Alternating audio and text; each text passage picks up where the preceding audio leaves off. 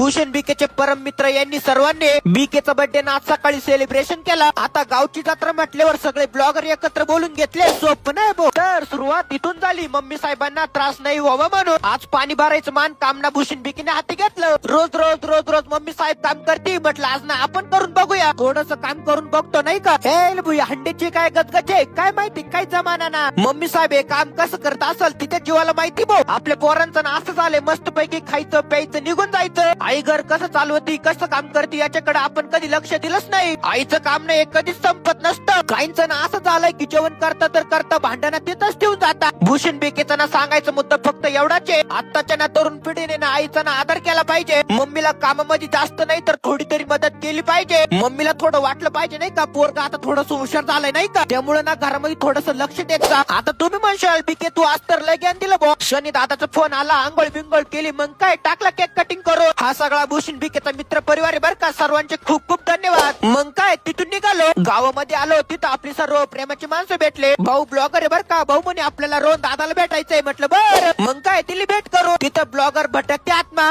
सौरभ शुभ रोहन दादा गांगुर्डे ब्लॉगर सर्वांची भेट करून दिले.